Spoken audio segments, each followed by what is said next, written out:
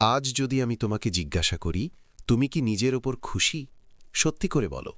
রাতে যখন তুমি একা থাকো, তখন তোমার মোবাইলের স্ক্রিন বন্ধ করে দাও। তোমার হৃদয়ে কি শান্তি আছে, নাকি অদ্ভুত শূন্যতা আছে? কারণ সত্যি কথা হলো, আজ মানুষ অন্যদের সাথে লড়াই করছে না, সে নিজের সাথেই লড়াই করছে। গৌতম বুদ্ধ হাজার হাজার বছর আগে বলেছিলেন, তোমার সবচেয়ে বড় শত্রু বাইরে নয়, তোমার ভেতরেই বসে আছে। আর আজ সেই শত্রুর নাম তুলনা। তুমি অন্যতারও হয়ে ওঠার চেষ্টায় নিজেকে হারিয়ে ফেলছ। কারো গাড়ি দেখে তুমি তোমার পরিশ্রমকে ছোট মনে করো, কারো মুখ দেখে তুমি নিজের মুখ নিয়ে ঘৃণা করতে শুরু করো, কারো সাফল্য দেখে তুমি তোমার জীবনকে অকেজো ভাবতে শুরু করো। বলতো, এটাই কি জীবন? তুমি কি এই পৃথিবীতে কেবল অন্য কারো অনুকরণ করার জন্য জন্মেছ, নাকি তোমার নিজস্ব স্বতন্ত্র পরিচয় তৈরি করার জন্য জন্মেছ? এই প্রশ্নটি আজ তোমাকে গভীরভাবে বিদ্ধ করবে। আজ সোশ্যাল মিডিয়া তুলনাকে একটি রোগে পরিণত করেছে। সকালে ঘুম থেকে উঠলে আমরা প্রথমে যা দেখি তা হলো অন্যদের জীবন। কেউ হাঁটছে, কেউ হাসছে, কেউ দামি জিনিস দেখাচ্ছে, এবং আমাদের মন ধীরে ধীরে বিচলিত হতে শুরু করে। আমরা ভুলে যাই যে এই সবই পর্দার একটি নাটক, একটি সম্পাদিত বাস্তবতা। গৌতম বুদ্ধ বলেছিলেন, যা দেখা যায় তা সত্য নয়, সত্য হলো যা ভিতরে অনুভূত হয়।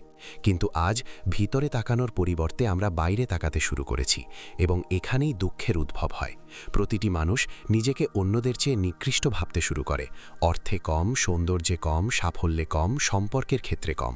এই তুলনা ধীরে ধীরে আত্মসম্মানকে ক্ষয় করে। এটি ঈর্ষা, অস্থিরতা, এবং তারপর আমরা হাসি মুখের আড়ালে লুকানো একটি ভাঙা হৃদয় নিয়ে বেঁচে থাকি। মনোবিজ্ঞানও একই কথা বলে। বিখ্যাত বিজ্ঞানী লিওন ফেস্টিঙ্গার সামাজিক তুলনা তত্ত্ব প্রস্তাব করেছিলেন, যেখানে বলা হয়েছে যে যখন একজন ব্যক্তি বারবার নিজেকে অন্যদের সাথে তুলনা করেন, তখন তাদের আত্মবিশ্বাস ধীরে ধীরে দুর্বল হয়ে পড়ে। হার্ভার্ড বিশ্ববিদ্যালয়ের গবেষণায় দেখা গেছে যে যারা ক্রমাগত নিজেদের তুলনা করেন, তারা উদ্বেগ, বিষণ্ণতা এবং চাপের ঝুঁকিতে বেশি পড়েন। কেন? কারণ তাদের মন ক্রমাগত একই প্রশ্ন জিজ্ঞাসা করে, আমি তাদের পিছনে কেন? এবং যখন মন বারবার এই প্রশ্ন জিজ্ঞাসা করে, তখন আত্মবিশ্বাস ভেঙে পড়তে শুরু করে। অতিরিক্ত চিন্তাভাবনা শুরু হয়, ঘুম ব্যাহত হয়, হৃদয় ভারী হয়ে যায়, এবং একজন ব্যক্তি অন্যদের অনুমোদনের ওপর নির্ভর করে বাঁচতে শুরু করে।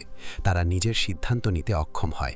তারা অন্যরা যা পছন্দ করে তা করে, এবং এখানেই একজন ব্যক্তি তার আত্মা বিক্রি করে। গৌতম বুদ্ধ এই ফাঁদ বুঝতে পেরেছিলেন। তিনি বলেছিলেন যে তৃষ্ণা, অর্থাৎ আকাঙ্ক্ষা এবং তুলনা, হলো দুঃখের মূল। যখন আপনি অন্য কারো মতো হতে চান, তখন আপনি নিজের অস্তিত্বকে অস্বীকার করেন। বুদ্ধ বলেছিলেন, আপনি যেমন আছেন ঠিক তেমনই আপনি সম্পূর্ণ। এই বিষয়ে চিন্তা করুন। তুমি যেমন আছো তেমনই তুমি সম্পূর্ণ, অন্য কারো মতো হতে হবে না। কিন্তু সমাজ আমাদের শিখিয়েছে যে যদি তুমি সবার চেয়ে এগিয়ে না থাকো, তাহলে তুমি কিছুই নাও, আর এটাই সবচেয়ে বড় মিথ্যা। বুদ্ধের জ্ঞান বলে যে শান্তি বাইরে খুঁজে পাওয়া যায় না, শান্তির জন্ম হয় ভেতরে। জীবন তখনই সুন্দর হয়ে ওঠে যখন তুমি নিজেকে গ্রহণ করো। এবার তোমার জীবনের দিকে একবার তাকাও। তুমি কার সাথে প্রতিযোগিতা করছো? তোমার বন্ধু, তোমার প্রতিবেশী, একজন ইনস্টাগ্রাম প্রভাবী? কিন্তু সত্য হলো, তোমার আসল প্রতিযোগিতা অন্য কারো সাথে নয়, বরং তোমার আগামীকালের সাথে। প্রত্যেক ব্যক্তির যাত্রা ভিন্ন। কেউ দ্রুত অগ্রসর হয়, কেউ ধীরে ধীরে, কেউ শৈশবে সংগ্রাম করে, কেউ পরে। বুদ্ধ বলেছিলেন, সব ফুল একই সময়ে ফোটে না। গোলাপের দিকে তাকিয়ে সূর্যমুখীকে জিজ্ঞাসা করা অন্যায্য হবে যে কেন এটি ফোটেনি। একইভাবে যখন আপনি আপনার জীবনকে অন্য কারোর সাথে তুলনা করেন, তখন আপনি নিজের উপর অবিচার করছেন। আজ আপনার একটি জিনিস বুঝতে হবে, সোশ্যাল মিডিয়া আপনাকে সত্য দেখায় না, এটি আপনাকে স্বপ্ন দেখায়। সেখানকার লোকেরা তাদের পরাজয় দেখায় না, তারা কেবল তাদের জয় দেখায়। তারা তাদের কান্না দেখায় না, তারা কেবল তাদের হাসি দেখায়। এবং সেই মিথ্যা আভায়ের কারণে আপনি আপনার বাস্তব জীবনকে নোংরা হিসাবে উপলব্ধি করতে শুরু করেন। এই কারণেই মনোবিজ্ঞানীরা বলেন, আরও স্ক্রোলিং, কম নিয়ন্ত্রণ। আপনি যত বেশি অন্যের জীবন দেখবেন, তত কম আপনি নিজের মতো করে বাঁচতে পারবেন। বুদ্ধের পথ বিপরীত। বাইরে কম দেখুন, আরও ভিতরে দেখুন। এখন আসুন বর্তমানের মধ্যে বেঁচে থাকার কথা বলি। বুদ্ধের সর্বশ্রেষ্ঠ শিক্ষা ছিল মননশীলতা। এই মুহূর্তে বাঁচুন, শ্বাস নিন, জীবিত বোধ করুন। যখন আপনি বর্তমানে থাকেন, তুলনা নিজেই মারা যায়। কারণ তুলনা সবসময় অতীতের সাথে হয়, না হয় ভবিষ্যতের সাথে। আমি আগেও এরকম ছিলাম, ভবিষ্যতেও এরকম থাকব। সে আমার থেকে এগিয়ে আছে। কিন্তু যখন তুমি এই মুহূর্তে থাকো, তখন তুমি বুঝতে পারো, এখনই আমি ঠিক আছি, এখনই আমি নিরাপদ। এখনই আমি বেঁচে আছি, আর এটাই শান্তির শুরু। এখন নিজের সাথে বন্ধুত্ব করতে শিখো। এটাই সবচেয়ে কঠিন এবং গুরুত্বপূর্ণ কাজ। আমরা সবাই অন্যদের অনেক ভালোবাসি, কিন্তু নিজেদের সাথে কথা বলতে ভুলে যাই। আমরা নিজেদেরকে গালি দেই, আমি মূল্যহীন, আমি কিছুই করতে পারি না, আমি তাদের পিছনে আছি। বুদ্ধ বলেছিলেন, নিজের সর্বশ্রেষ্ঠ শিক্ষক হও, নিজের দুর্বলতাগুলোকে মেনে নাও, নিজেকে উন্নত করো, কিন্তু নিজেকে ঘৃণা করো না। যখন তুমি নিজেকে ভালোবাসতে শেখো, তখন পৃথিবীর মতামত তোমাকে নাড়া দিতে পারবে না। এবার লক্ষ্য নিয়ে কথা বলা যাক। অন্যদের সাফল্য তোমার গন্তব্য নয়। যদি কেউ ডাক্তার হয়, তাহলে এর অর্থ এই নয় যে তোমাকে একজন হতে হবে। যদি কেউ কোটিপতি হয়, তাহলে এর অর্থ এই নয় যে টাকা তোমার সুখ। বুদ্ধ বলেছিলেন, নিজের পথ নিজেই খুঁজে বের করো। যখন তুমি তোমার মূল্যবোধ এবং শক্তিকে চিনতে পারো, তখন জীবন একটি নতুন দিকে এগিয়ে যায়। এবং যখন তুমি দিক নির্দেশনা খুঁজে পাও, তুলনা শেষ হয়ে যায়। এবং এখন সবচেয়ে শক্তিশালী জিনিস, তুলনাকে ঈর্ষায় পরিণত হতে দিও না, এটিকে অনুপ্রেরণায় পরিণত করো। যখন তুমি কাউকে অগ্রগতি করতে দেখো, তখন নিজেকে বলো, যদি তারা এটা করতে পারে, তাহলে আমিও শিখতে পারবো। এটি একটি সুস্থ প্রতিযোগিতা, এটি একটি বৃদ্ধির মানসিকতা। বিজ্ঞানী ক্যারল ডুয়েক ব্যাখ্যা করেছেন যে যারা শেখার জন্য উন্মুক্ত, তারা অন্যদের সাফল্যে ভেঙে পড়ে না, বরং আরও শক্তিশালী হয়ে ওঠে। এখন এই ভিডিওর শেষে আমি চাই তোমাকে একটা প্রশ্ন করি। তুমি কি তোমার পুরো জীবন অন্য কারোর মতো হতে চাও, নাকি আজই তুমি নিজের মতো হতে সাহস করবে? গৌতম বুদ্ধ বলেছিলেন, ওঠো, জাগো, আর নিজেকে চিনতে পারো। যদি তুমি আজ নিজেকে চিনতে পারো, তাহলে পৃথিবীর কোনো তুলনাই তোমাকে ছোট করতে পারবে না। তুমি কারোর চেয়ে কম নও, তুমি অনন্য, এবং এটাই তোমার সবচেয়ে বড় শক্তি। আজ থেকে একটি প্রতিশ্রুতি দাও, আমি আমার নিজের যাত্রাকে সম্মান করব। অন্যদের জীবন দেখে আমি আমার নিজের জীবনকে ঘৃণা করব না। আমি প্রতিদিন একটু ভালো হয়ে উঠব, অন্য কারণ মতো হতে নয়, বরং নিজের সেরা সংস্করণে বাঁচতে। কারণ যখন তুমি নিজের জন্য দাঁড়াও, তখন পুরো পৃথিবীও তোমাকে বশীভূত করতে পারবে না। এটাই গৌতম বুদ্ধের আসল বার্তা। শান্তি ভেতরেই থাকে, বাইরে নয়। তুলনা ছেড়ে দাও, তোমার চেতনা জাগ্রত করো, এবং তোমার আসল শক্তি চিনতে পারো। এখান থেকেই তোমার নতুন জীবন শুরু হয়। আর এখন এখান থেকে গৌতম বুদ্ধের সবচেয়ে গভীর এবং সবচেয়ে বিপজ্জনক সত্যটি বুঝো। বুদ্ধ বলেছিলেন যে দুঃখ বাইরে থেকে আসে না, দুঃখের জন্ম হয় ভেতরেই। একজন ব্যক্তি মনে করে যে মানুষ তাদের আঘাত করে, পরিস্থিতি তাদের ভেঙে দেয়, যে পৃথিবী তাদের ছোট করে। কিন্তু বুদ্ধ স্পষ্টভাবে বলেছিলেন যে প্রকৃত দুঃখের মূল হলো আকাঙ্ক্ষা, অর্থাৎ আকাঙ্ক্ষা, এবং সেই আকাঙ্ক্ষা থেকেই তুলনার জন্ম হয়।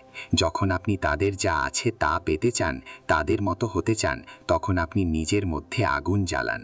এই আগুন বাইরে থেকে দৃশ্যমান নয়, তবে ধীরে ধীরে ভিতরের সব কিছু পুড়িয়ে দেয়। শান্তি, তৃপ্তি, আত্মবিশ্বাস, সুখ।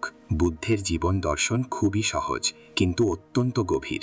তিনি বলতেন যে জীবনের সৌন্দর্য খুঁজে পেতে হলে কিছু হওয়ার দরকার নেই, বরং সম্পূর্ণরূপে যা আছে তা হতে হবে। গ্রহণযোগ্যতা প্রয়োজন। তুমি যেমন আছো ঠিক তেমনই সম্পূর্ণ। এটা কোনো প্রেরণাদায়ক বাক্য নয়, এটা আত্মার সত্য। যখন একটি শিশু জন্মগ্রহণ করে, তখন তারা নিজেদেরকে ঘৃণা করে না, তারা নিজেদেরকে কারো সাথে তুলনা করে না। তারা হাসে, খেলে, কাঁদে এবং বেঁচে থাকে।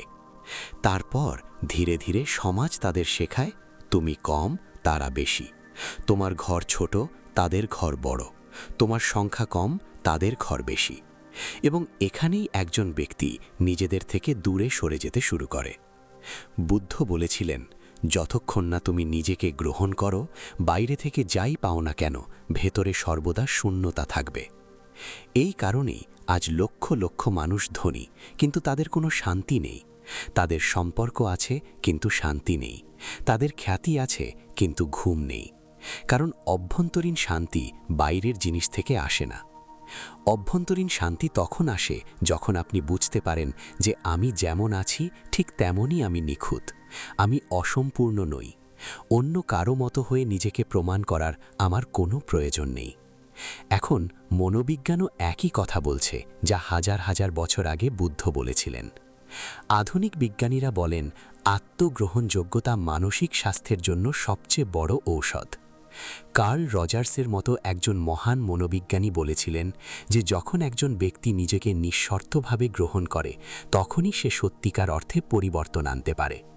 অন্যথায় তুলনার মধ্যে বসবাসকারী ব্যক্তি সর্বদা দৌড়াতে থাকে, কিন্তু কখনো কোথাও পৌঁছাতে পারে না, কারণ তারা অন্যের পথে দৌড়াচ্ছে, নিজের পথে নয়।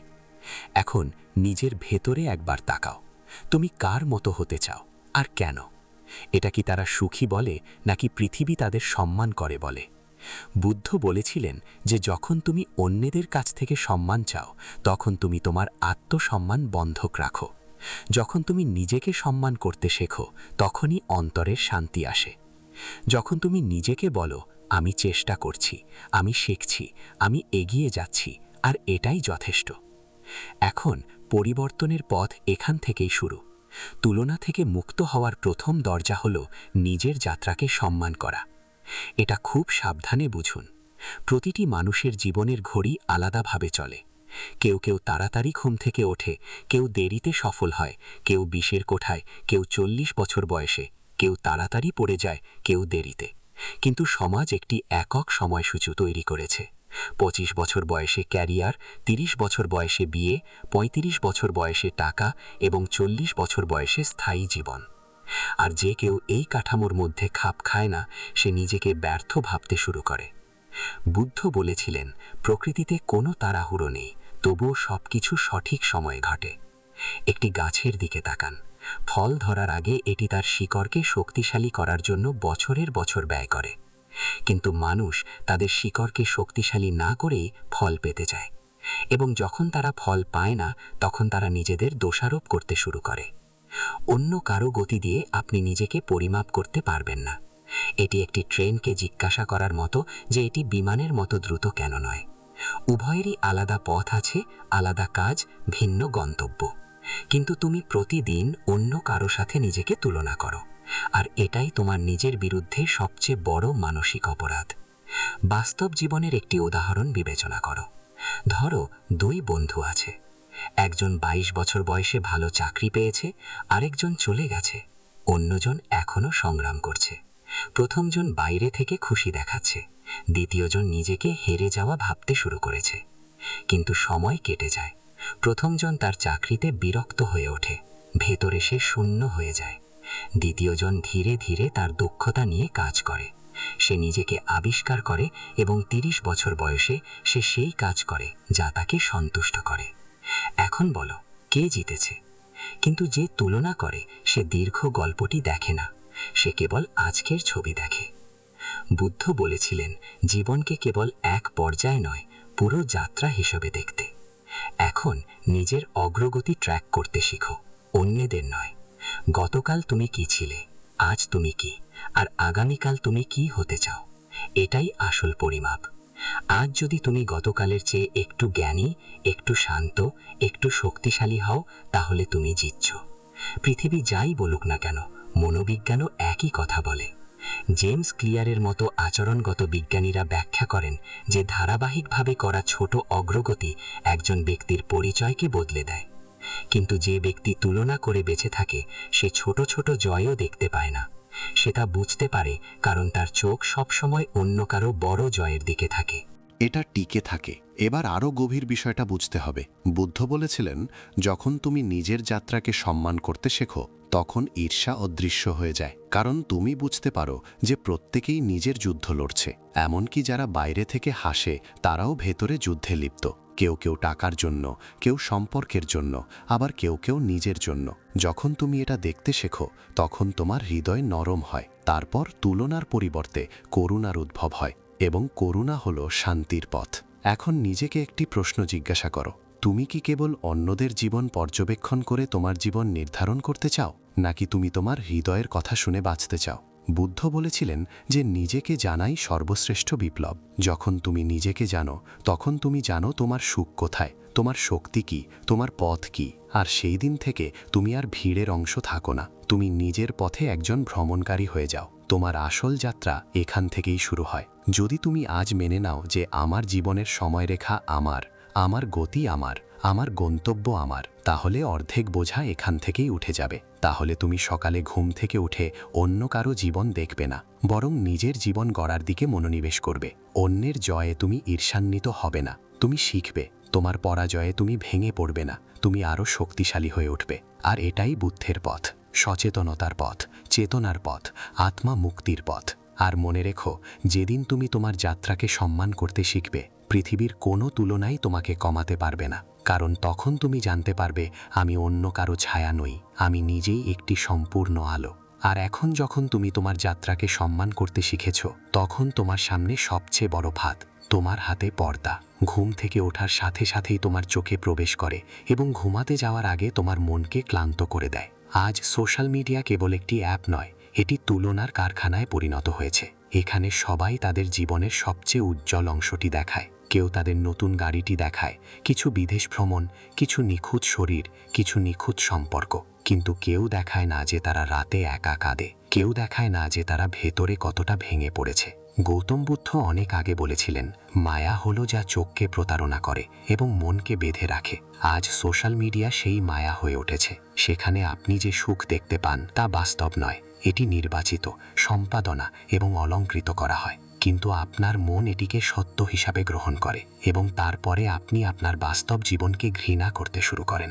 মনোবিজ্ঞানও এটিকে সমর্থন করে। স্ট্যানফোর্ড এবং হার্ভার্ডের মতো বিশ্ববিদ্যালয়ের গবেষণা দেখায় যে যারা সোশ্যাল মিডিয়ায় বেশি সময় ব্যয় করেন, তাদের উদ্বেগ, একাকিত্ব এবং হতাশার ঝুঁকি বেশি থাকে। কারণটি সহজ, ক্রমাগত তুলনা। মন মনে করে যে সবাই সুখী, কেবল আমি পিছিয়ে আছি। এই চিন্তাভাবনা আপনাকে ভেতর থেকে ফাঁকা করে দেয়। বুদ্ধ বলতেন যে জীবন আপনার মনোযোগ যেখানে যায় সেখানেই প্রবাহিত হয়। আপনি যদি ক্রমাগত অন্যদের জীবনের ওপর মনোযোগ করেন, তবে আপনার নিজের জীবন শুকিয়ে যায়। এটি তাই মনে হবে। এই কারণেই বুদ্ধের পথ বলে, কম দেখো এবং বেশি বাঁচো। এখন কম স্ক্রলিং এবং আরও নিয়ন্ত্রণের অর্থ বোঝো। এর অর্থ এই নয় যে আপনার মোবাইল ফোনটি ভেঙে ফেলা উচিত অথবা পৃথিবী থেকে সংযোগ বিচ্ছিন্ন করা উচিত। এর অর্থ হলো আপনার মন কোনটির দাস হবে তা আপনাকে সিদ্ধান্ত নিতে হবে, অ্যাপস নাকি আপনার চেতনা। আপনি যখন বারবার আপনার ফোনটি তুলে নেন এবং অপ্রয়োজনীয়ভাবে স্ক্রল করেন, তখন আপনি আপনার মনোযোগের শক্তি অন্যদের কাছে বিলিয়ে দেন। আর ধ্যান হলো জীবনের সবচেয়ে মূল্যবান সম্পদ। বুদ্ধ ধ্যানকে সর্বশ্রেষ্ঠ সম্পদ বলেছেন, কারণ আপনার শক্তি যেখানে আপনার মনোযোগ কেন্দ্রীভূত হয় সেখানেই যায়। আপনি যদি আপনার পুরো দিন অন্যদের জীবন পর্যবেক্ষণ করে ব্যয় করেন, তাহলে সন্ধ্যার মধ্যে আপনার নিজের জন্য কিছুই অবশিষ্ট থাকবে না। এখন আসুন আপনার মন পরিষ্কার করার কথা বলি। স্নান যেমন শরীর থেকে ময়লা দূর করে, তেমনি মনকেও পরিষ্কার করা দরকার। সোশ্যাল মিডিয়ায় ক্রমাগত নেতিবাচক খবর, ভুয়া জীবন, তুলনা এবং শব্দ সবই মনের উপর ধুলোর মধ্যে জমা হয়। যখন আপনি কিছুক্ষণের জন্য স্ক্রিন থেকে দূরে সরে যান, তারপর মন ধীরে ধীরে শান্ত হতে শুরু করে। প্রাথমিকভাবে অস্থিরতা থাকবে, কারণ অভ্যাস ভাঙছে, কিন্তু কিছুদিনের মধ্যেই তুমি পার্থক্য অনুভব করবে। ঘুমের উন্নতি হবে, মন হালকা বোধ করবে, চিন্তাভাবনা পরিষ্কার হয়ে যাবে। বুদ্ধ বলতেন যে শান্তি এমন কিছু নয় যা বাইরে থেকে পাওয়া যায়। শব্দ বন্ধ হলে শান্তি আসে। আর আজ সবচেয়ে বড় শব্দ হলো তোমার ফোনে। এখন বাস্তবিক ব্যাপারটা বোঝো। তোমার দিন শুরু করো তোমার ফোন দিয়ে নয়, তোমার শ্বাস প্রশ্বাস দিয়ে। ঘুম থেকে ওঠার সাথে সাথে স্ক্রিনের দিকে তাকাও না। 2 মিনিট চোখ বন্ধ করে গভীর শ্বাস নাও। দিনের বেলায় কখন এবং কত সময় তুমি সোশ্যাল মিডিয়ায় ব্যয় করবে তা ঠিক করো। উদ্দেশ্যহীনভাবে স্ক্রোল করো না, শুধুমাত্র প্রয়োজনে এটি ব্যবহার করো। ঘুমানোর 1 ঘন্টা আগে তোমার ফোন দূরে রাখো। এই ছোট ছোট পদক্ষেপগুলো তোমার মনকে পরিষ্কার করতে শুরু করবে, এবং যখন তোমার মন পরিষ্কার হবে, তখন তুলনার ময়লা স্বয়ংক্রিয়ভাবে কমে যাবে। এবার তৃতীয়, সবচেয়ে গভীর নিয়মে আসা যাক, বর্তমানের মধ্যে বাস করা। বুদ্ধের সমগ্র দর্শন এই একটি শব্দের চারপাশে আবর্তিত হয়, সচেতনতা। মানুষ অসুখী নয় কারণ তাদের কিছুই নেই, মানুষ অসুখী কারণ তাদের মন অন্যত্র ঘুরে বেড়াচ্ছে। তারা হয় অতীতে আটকে আছে, আমি কেন এমন ভুল করলাম, আমি চাইতাম, অথবা তারা আগামীকালকে ভয় পায়, যদি আমি ব্যর্থ হই তাহলে মানুষ আমাকে নিয়ে মজা করবে। এই অতীতের অনুশোচনা এবং ভবিষ্যতের ভয়ের মধ্যে একজন ব্যক্তি আজকে হেরে যায়, আর যখন আজ হারিয়ে যায় তখন জীবন হারিয়ে যায়। বুদ্ধ বলতেন যে অতীত চলে গেছে, ভবিষ্যৎ এখনও আসেনি, তোমার কাছে কেবল এই মুহূর্তটি আছে। কিন্তু যখন তুমি এই মুহূর্তে থাকো, তখন আমরা এখানে নেই, শরীর এখানে, মন অন্য কোথাও, এবং এটিই অস্থিরতার মূল। মনোবিজ্ঞানীরা আজ মননশীলতাকে বিষণ্ণতা এবং উদ্বেগের জন্য সবচেয়ে কার্যকর থেরাপি বলে মনে করেন। জন ক্যাবাবজিনের মতো বিজ্ঞানীরা প্রমাণ করেছেন যে যখন একজন ব্যক্তি শ্বাস প্রশ্বাসের ওপর শরীরের সংবেদনগুলির ওপর মনোযোগ দেন তখন মনের অতিরিক্ত চিন্তাভাবনার হ্রাস পায়, কারণ মনোযোগ বর্তমানের ওপর কেন্দ্রীভূত। এখন কেবল এই মুহূর্তটি অনুভব করুন। শ্বাস ভিতরে যাচ্ছে, বেরিয়ে যাচ্ছে, হৃদয় স্পন্দিত হচ্ছে। তুমি জীবিত, এই অলৌকিক ঘটনা। কিন্তু তুমি এটা উপেক্ষা করো এবং অন্য কারো জীবন নিয়ে ভাবো। বুদ্ধ বলেছিলেন যে যখন তুমি নিঃশ্বাস অনুভব করো তখন তুমি জীবন অনুভব করো। যখন তুমি জীবন অনুভব করো তখন তুলনা স্বয়ংক্রিয়ভাবে চলে যেতে শুরু করে, কারণ তুলনা চিন্তা ভাবনায় থাকে, অভিজ্ঞতায় নয়। এখন ধীরে ধীরে এই অভ্যাস গড়ে তুলো। হাঁটার সময় অনুভব করো, খাওয়ার সময় খাবার অনুভব করো, কথা বলার সময় অন্য ব্যক্তির অনুভূতি অনুভব করো। সচেতনতার এই ছোট ছোট অভ্যাসগুলো তোমাকে বর্তমানে ফিরিয়ে আনে, এবং বর্তমানে ফিরে আসা হলো শান্তির দরজা। যখন তুমি বর্তমান অবস্থায় থাকো তখন তুমি বুঝতে পারো এখন সব কিছু ঠিক আছে, আমি এখন নিরাপদ, আমি এখন বেঁচে আছি, এবং সেই অনুভূতি তোমার হৃদয়কে হালকা করে। এখন আসুন চতুর্থ নিয়মে এগিয়ে যাই, সবচেয়ে আবেগপূর্ণ এবং সবচেয়ে গুরুত্বপূর্ণ, নিজেকে বন্ধুত্ব করো। আজ বেশিরভাগ মানুষ অন্যদের সাথে লড়াই করে না, তারা নিজেদের সাথে লড়াই করে। তারা নিজেদেরকে অভিশাপ দেয়, তারা নিজেদেরকে ছোট করে, তারা নিজেদেরকে ঘৃণা করে। তুমি তোমার ভেতরে একটি কণ্ঠস্বর শুনতে পাও, তুমি কিছুই করতে পারো না, তুমি মূল্যহীন, তুমি তাদের পিছনে আছো। এই কণ্ঠস্বর তোমার নয়, এটা সমাজের কণ্ঠস্বর। এটি শৈশবে শোনা জিনিসের কণ্ঠস্বর। এটি তুলনার মাধ্যমে তৈরি একটি কণ্ঠস্বর। বুদ্ধ বলেছিলেন একজন ব্যক্তি মন যা ভাবে তাই হয়ে ওঠে। যদি আপনি প্রতিদিন নিজেকে দুর্বল বলেন, মন তা বিশ্বাস করবে। মনোবিজ্ঞান এটিকে আত্মকথন বলে। বিজ্ঞানীরা দেখিয়েছেন যে যে ব্যক্তি নিজের সাথে প্রেমের সাথে কথা বলে এবং নিজেকে বোঝে, তার মানসিক স্বাস্থ্য আরও শক্তিশালী হয়। আত্মপ্রেম মানে অহংকার নয়, এর অর্থ নিজেকে গ্রহণ করা। আপনার দুর্বলতা থেকে পালিয়ে যাবেন না, বরং সেগুলিকে আলিঙ্গন করুন, বোঝার মাধ্যমে উন্নত করুন। বুদ্ধ বলতেন আপনার ক্ষতকে শত্রু মনে করবেন না, তারা আপনাকে আরও গভীর করে তোলে। এখন আপনার দুর্বলতাগুলিকে গ্রহণ করতে শিখুন। আপনি নিখুঁত নন, কেউ নয়, কিন্তু আপনার ত্রুটিগুলি থাকা সত্ত্বেও আপনি মূল্যবান। যখন আপনি এটি বুঝতে পারবেন তখন আপনি নিজেকে বিচার করা বন্ধ করবেন। তারপর আপনি পড়ে যাবেন কিন্তু নিজেকে ভাঙবেন না। তারপর আপনি ভুল করবেন কিন্তু নিজেকে ঘৃণা করবেন না। তারপর আপনি নিজের সেরা বন্ধু হয়ে উঠবেন। এবং যখন একজন ব্যক্তি তার নিজের বন্ধু হয়ে ওঠে তখন বিশ্বের উদাসীনতা তাকে ভাঙতে পারে না। এখন আপনার ভেতরের কণ্ঠস্বর পরিবর্তন করুন। পরের বার আপনার মন বলবে, যদি আমি তাদের চেয়ে কম হই, নিজেকে বলো আমি আমার জায়গায় আছি। যখন তোমার মন বলে আমি ব্যর্থ, তখন নিজেকে বলো আমি কোথাও শিখছি। এই ছোট ছোট বাক্যগুলো ধীরে ধীরে তোমার মস্তিষ্কের প্রোগ্রামিং পরিবর্তন করবে। বুদ্ধ বলতেন যে চিন্তা হলো বীজ, তুমি যা বপন করো তাই বৃদ্ধি পাবে। যদি তুমি তোমার হৃদয়ে আত্মসম্মানের বীজ বপন করো, আত্মবিশ্বাস বৃদ্ধি পাবে। যদি তুমি তুলনার বীজ বপন করো, তাহলে দুঃখ বৃদ্ধি পাবে। এখন এক মুহূর্ত চোখ বন্ধ করে ভাবো, যদি তুমি নিজেকে ভালোবাসতে শিখো, যদি তুমি বর্তমানের মধ্যে বাঁচতে শিখো, যদি তুমি সোশ্যাল মিডিয়ার মায়া থেকে দূরে সরে যাও, তাহলে তোমার জীবন কেমন হবে? তোমার মন হালকা হবে, তোমার হৃদয় শান্ত হবে, এবং তোমার সিদ্ধান্ত তোমার হবে, জনতার নয়। এটাই বুদ্ধের পথ, এটাই চেতনার স্বাধীনতা। আর এখানেই একজন মানুষ সত্যিকার অর্থে বাঁচতে শুরু করেছে। আর এখন তুমি নিজের সাথে বন্ধুত্ব করতে শুরু করেছ, যখন তোমার মন একটু শান্ত হতে শুরু করেছে। তুলনার আগুন যখন একটু ঠান্ডা হতে শুরু করে, তখন জীবনের সবচেয়ে বড় প্রশ্নটি আপনার সামনে আসে, আমি কোথায় যাব? কারণ দিক নির্দেশনা ছাড়া মানুষ যতই পরিশ্রম করুক না কেন, ক্লান্ত হয়ে পড়ে কিন্তু কোথাও পৌঁছতে পারে না। গৌতম বুদ্ধ বলতেন, যদি তুমি পথ না জানো, তাহলে প্রতিটি পথই তোমাকে বিপথে নিয়ে যাবে। আজ বেশিরভাগ মানুষ হারিয়ে গেছে, কারণ তারা তাদের নিজস্ব গন্তব্য বেছে নেয়নি।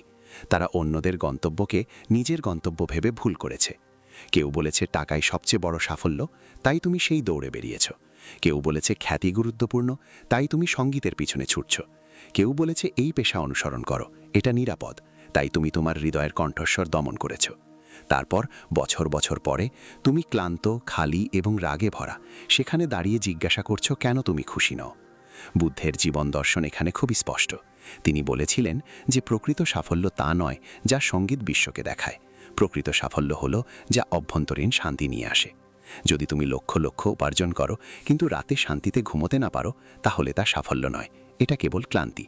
যদি তোমার সব কিছু থাকে কিন্তু তোমার হৃদয় শান্তির অভাব থাকে, তাহলে সেটা জয় নয়, সেটা পরাজয়। তাই বুদ্ধ বলেছেন, এমন একটি লক্ষ্য বেছে নাও যা তোমাকে মানুষ করে তোলে, যন্ত্র নয়। এমন একটি লক্ষ্য যা তোমাকে ভেতর থেকে মহান করে তোলে, শুধু বাইরে থেকে ধনী নয়। এখন মনোবিজ্ঞানও একই কথা বলে।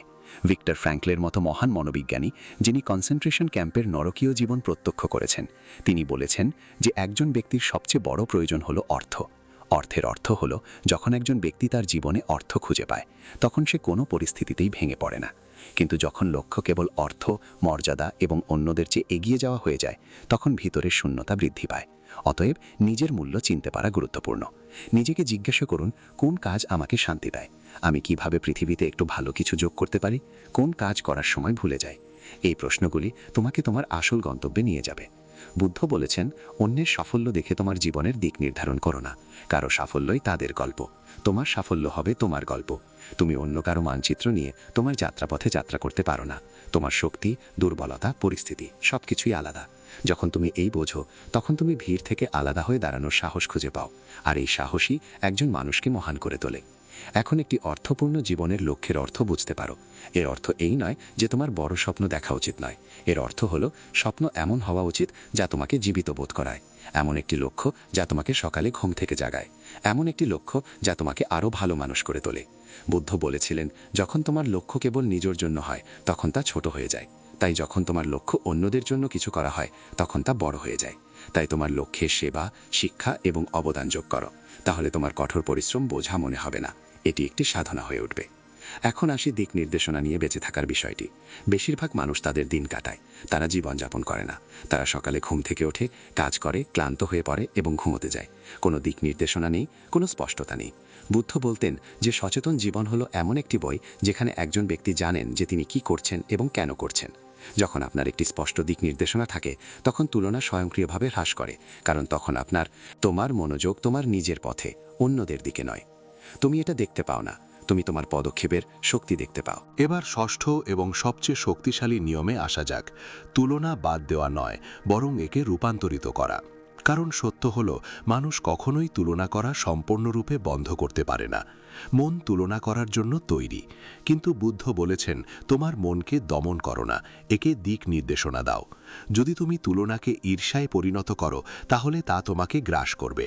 কিন্তু যদি তুমি এটাকে অনুপ্রেরণায় পরিণত করো, তাহলে সেই তুলনাই তোমাকে উন্নত করতে পারে। এখন ঈর্ষা এবং অনুপ্রেরণার মধ্যে পার্থক্য বুঝো।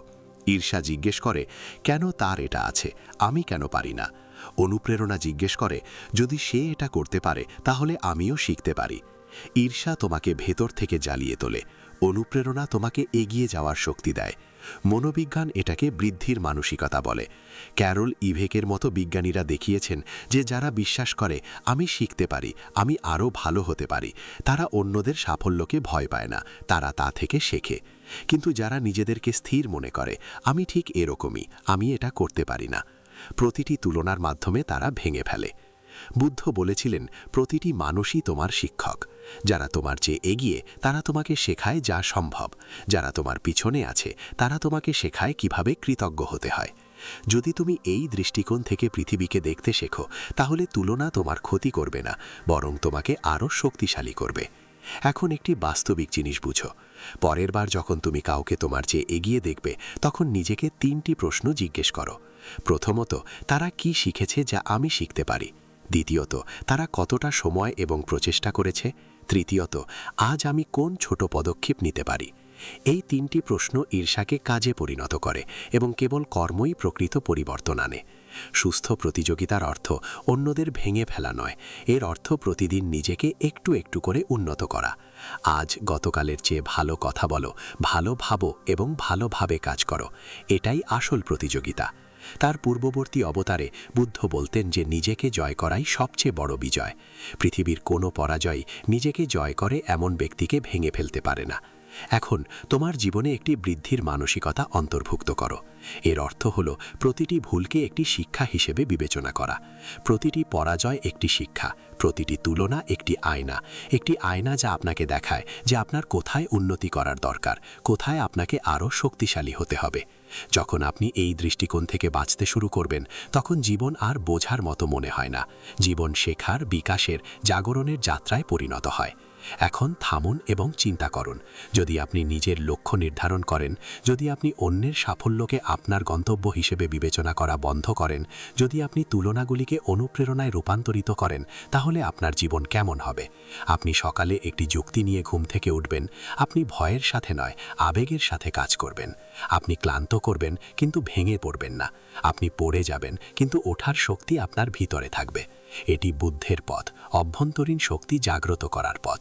এবং মনে রাখবেন, যেদিন আপনি নিজের দিক বেছে নেবেন, পৃথিবীর জনতা আপনাকে প্রভাবিত করতে পারবে না, কারণ তখন আপনি অন্য কারো ছায়ায় হাঁটবেন না, আপনি নিজের আলোয় হাঁটবেন, এবং এটিই প্রকৃত স্বাধীনতা। আর এখন এই যাত্রার শেষে আমি তোমাকে এমন এক জায়গায় নিয়ে যেতে চাই যেখানে তুমি প্রথমবারের মতো নিজের চোখে দেখতে পারবে।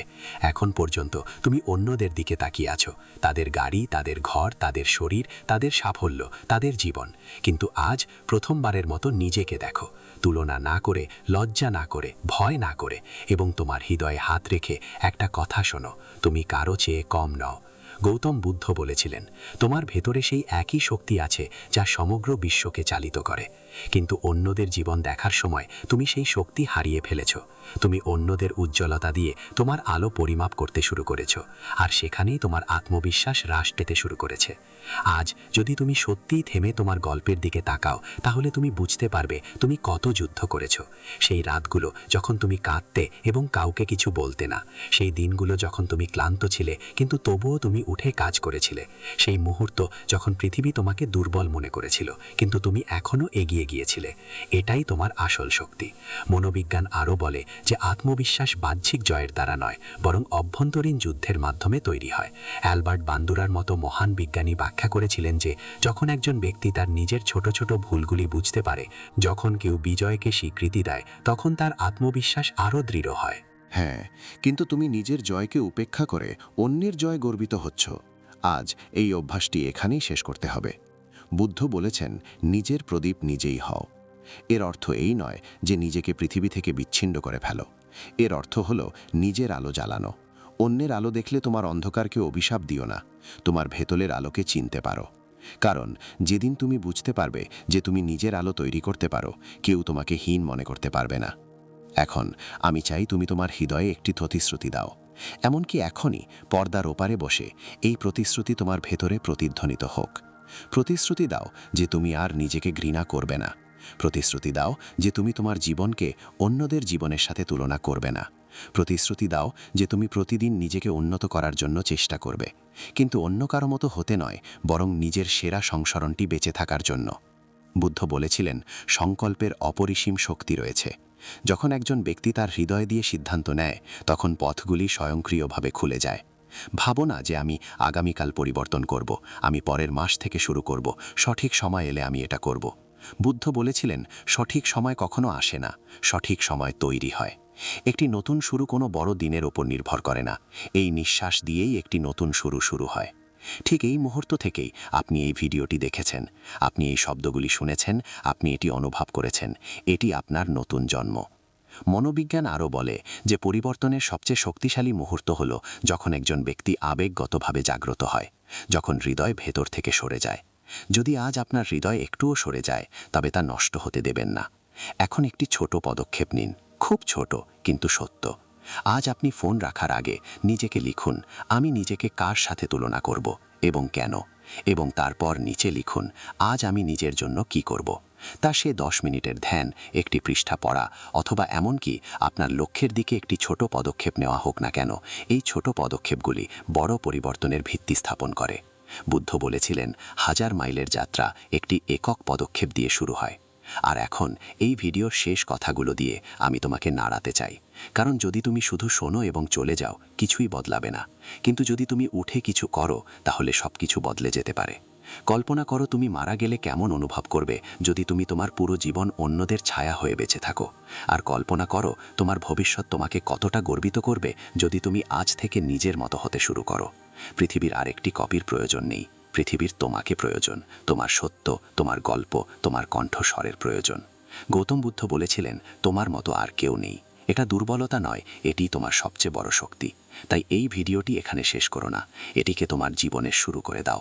যদি এই কথাগুলো তোমার হৃদয়ে পৌঁছে থাকে, যদি তুমি কোথাও তোমার নিজের গল্প দেখে থাকো, তাহলে দয়া করে এই ভিডিওটি লাইক করে শুধু আমাকে নয়, নিজেকেও সমর্থন করো।